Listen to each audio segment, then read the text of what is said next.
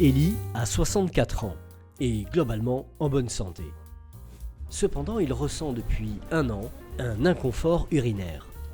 Désormais, tous les jours, les envies d'uriner en journée et en fin de journée sont de plus en plus fréquentes et ses mictions de plus en plus rapprochées, toutes les heures ou toutes les 2 heures. Cela est particulièrement handicapant lorsqu'il ne se trouve pas chez lui. Les envies fréquentes l'empêchent de regarder sans interruption un film. Lorsqu'il est incapable de se retenir suffisamment, il lui arrive parfois de connaître des fuites urinaires embarrassantes. Au cinéma, il préfère ainsi choisir des places en bordure de rangée, proches des escaliers, afin de se rendre le plus facilement et le plus rapidement possible aux toilettes.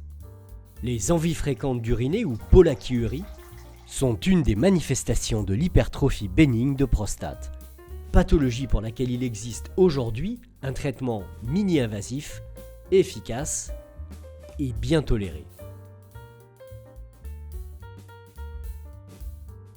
L'adénome de prostate, encore appelé hypertrophie ou hyperplasie bénigne de prostate, peut occasionner un ensemble de symptômes qu'on appelle les symptômes du bas appareil urinaire.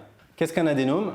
C'est une augmentation du volume de la prostate au fil du temps, sous l'effet des hormones masculines qu'on appelle les androgènes.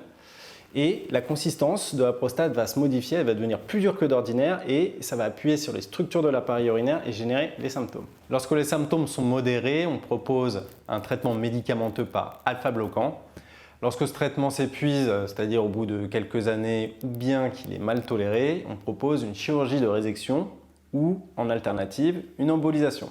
L'embolisation est un traitement conservateur de la prostate, mini-invasif et ambulatoire. On le pratique sous anesthésie locale et c'est un traitement qui agit uniquement par les vaisseaux. L'efficacité de l'embolisation est superposable à la chirurgie. Elle a pour particularité de ne pas générer de séquelles sur l'éjaculation, notamment pas d'éjaculation rétrograde.